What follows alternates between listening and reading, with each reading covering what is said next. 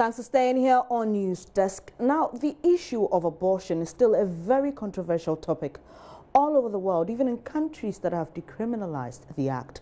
For many modern women, the decision to keep a pregnancy should be left to them and not the state or any religious grouping. Nancy Dradosi visited the headquarters of Marie Stopes Ghana, an organization that provides contraception and safe abortion services to many women across the country, for a discussion on abortion and related issues in Ghana. According to a BBC publication, it says that Ghana and Nigeria tops the abortion pill searches online. What this means is that people go on YouTube, go on Google, and then type and search for abortion pills. Now, what does this mean to us as a country, and even represents us as a continent? I am here at the Marie Stopes Ghana International. Is that how it's said? Marie Stopes International Ghana, and I'm here with Dr. Joseph Edu to help us, appreciate what this really means for us. Thank you very much, sir. Thank you. First of all, what's your first take? What's your initial take about this? I think it's just interesting. I won't say as but we can look at it both ways. What it means is that people want information. So as a provider, as a service provider, or as an industry leader, the first take I have on this is people want information. So then we have to now look at our system. Does it support people, the information people need? So we can take it from that angle. So basically, I also know that about 140,000 people have been vetted by your company for some unsafe abortions. Can you tell me a little about that? Okay, so what this organization seeks to do by way of mission is that every child is wanted. Okay, so we say children by choice, not by chance. And we are trying to achieve a vision of a world where every child is wanted. Okay. So those are the mission and the vision of this organization.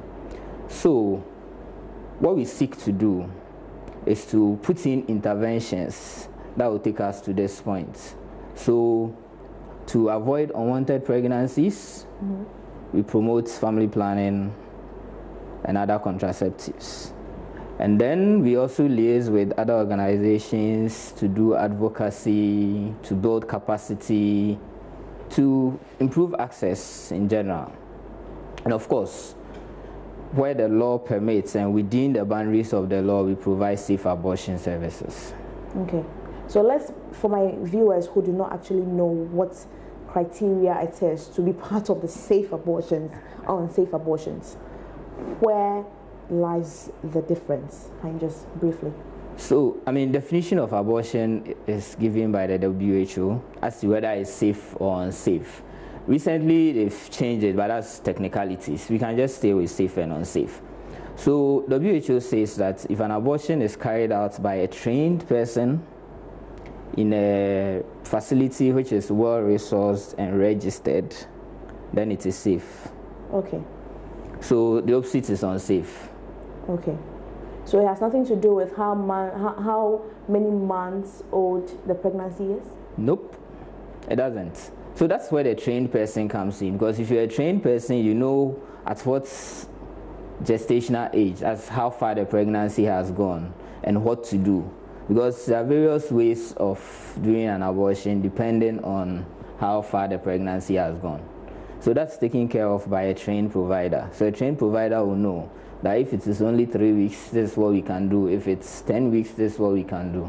Okay. I asked because there is this general notion that if the fetus is about maybe 6 months or 3 months and above, it's quite unsafe.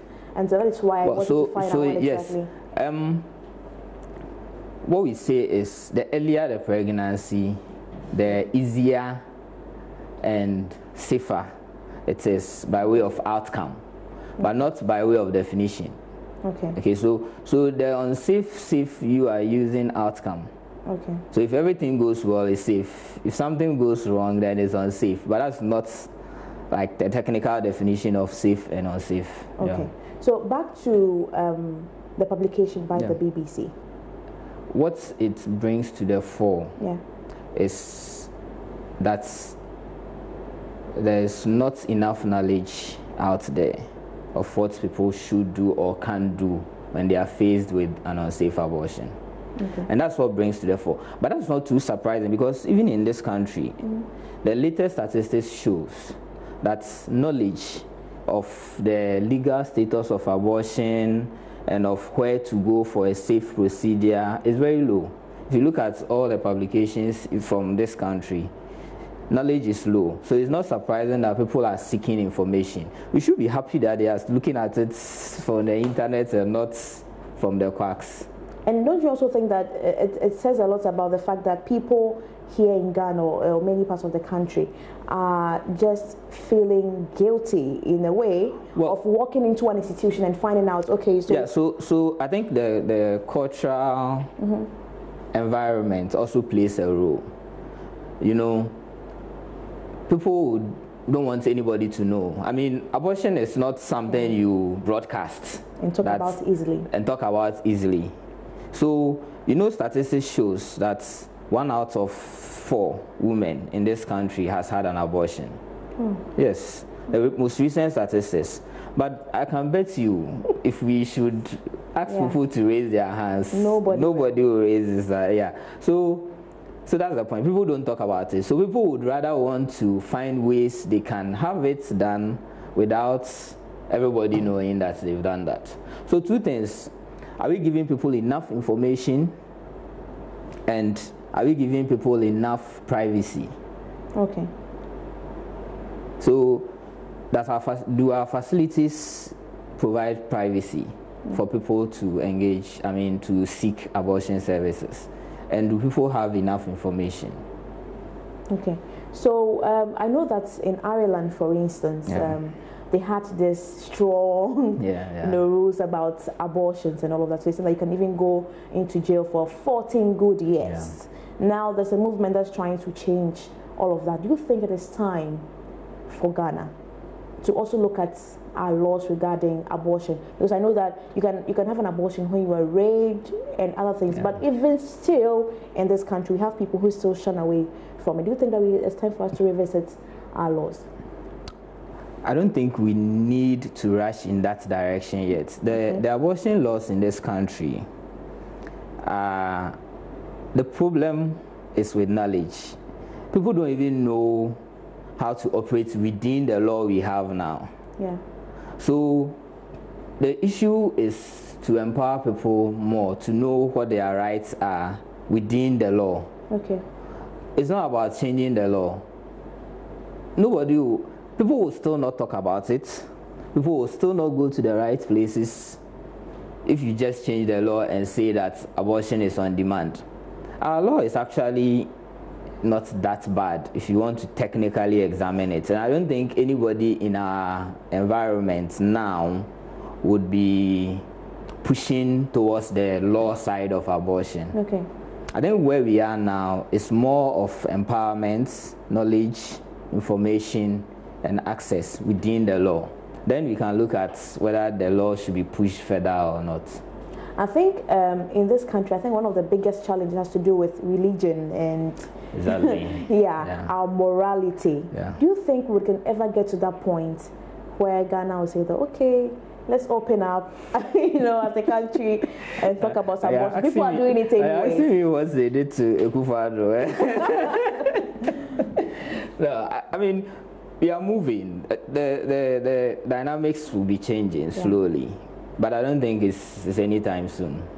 But you even recall that even in Parliament there was a debate about whether we should even buy contraceptives for our young ones. Don't you think that, you're talking about the fact that it will take a long time for us to get over it, don't you think that it's going to really hinder our development as a country?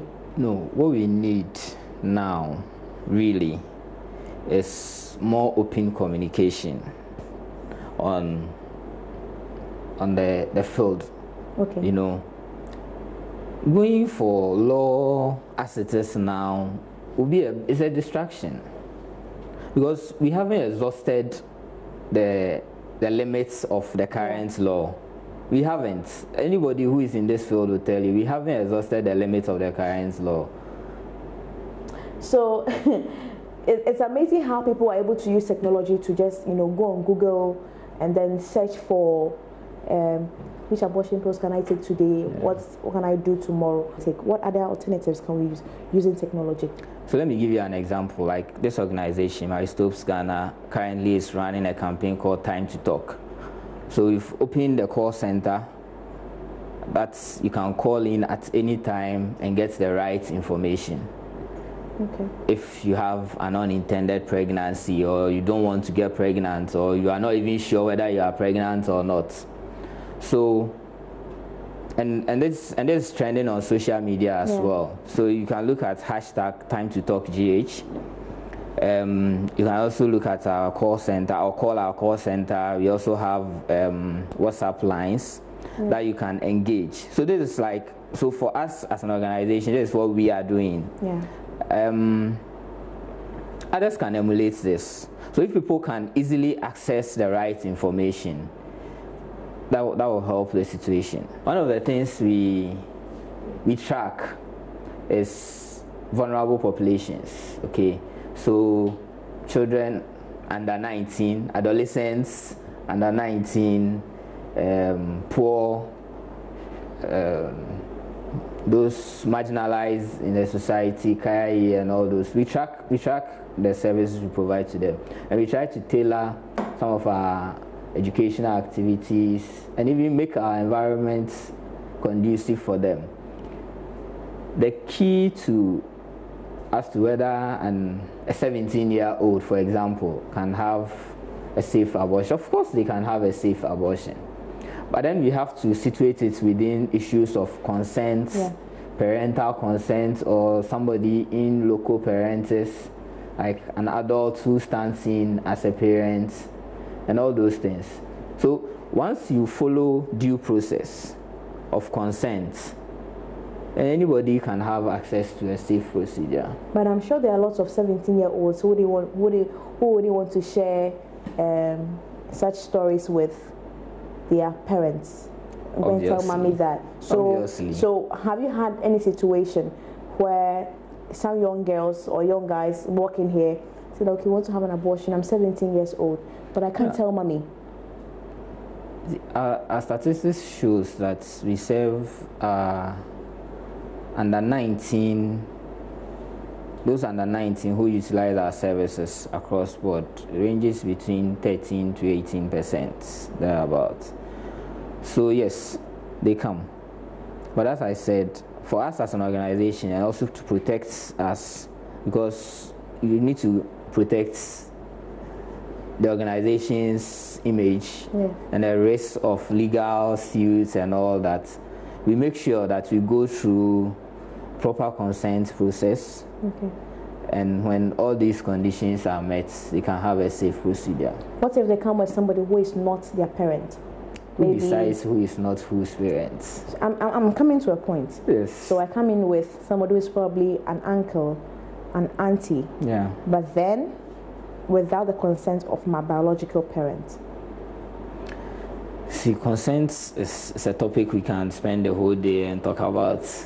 But the issue is, first, we have children, but we also have responsible children. So, for example, if you have a 17-year-old who is taking care of herself, say has a business, whether she's trading, she's taking care of herself, lives alone.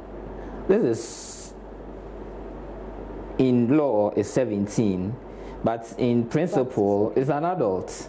So how you treat such a person is different from how you treat a 9-year-old or a high school. So all these dynamics has to come in. But the point I want to emphasize is within the limits of the law, everybody can have access to a safe procedure. Okay.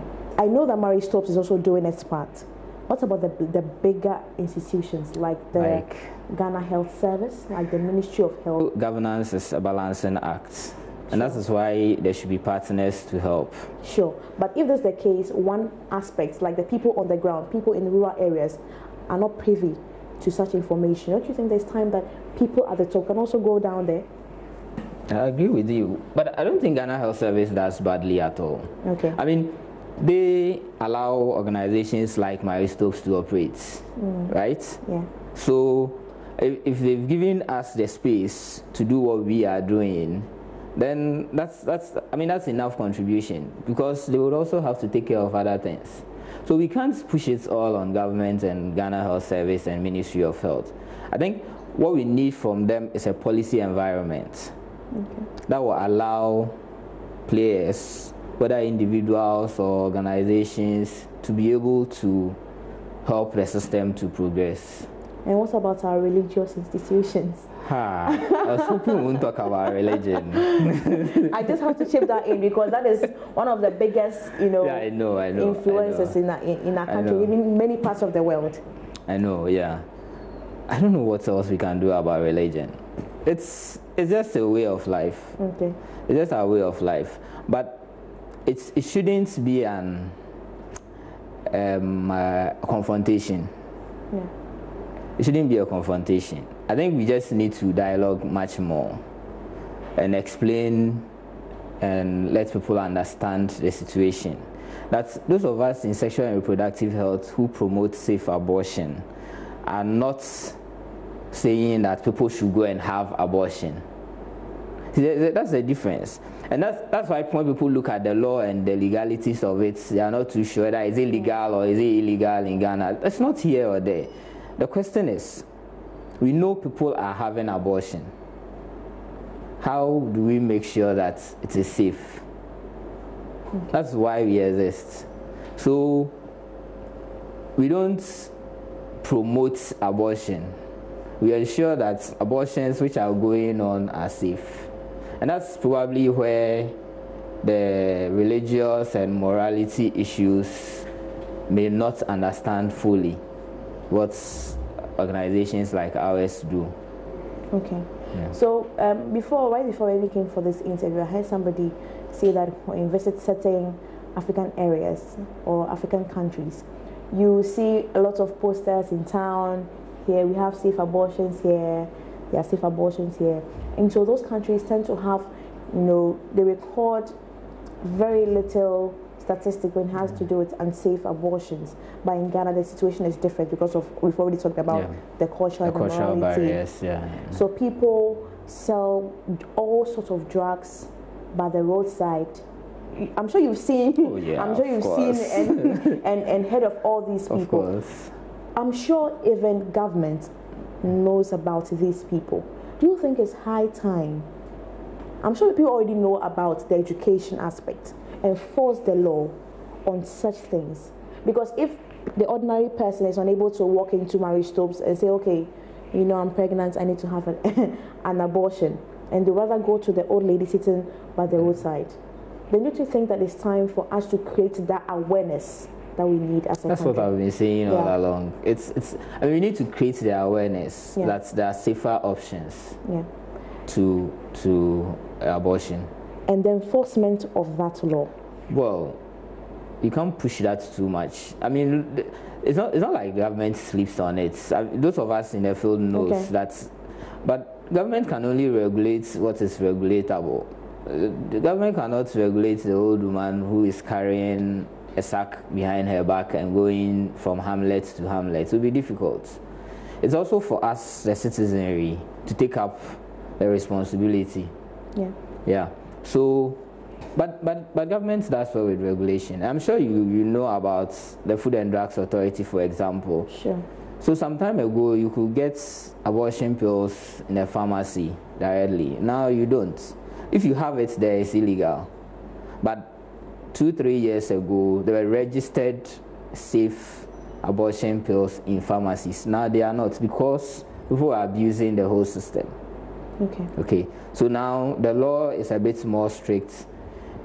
Some feel it's restricting access, but then again, as you say, we have to regulate the environment.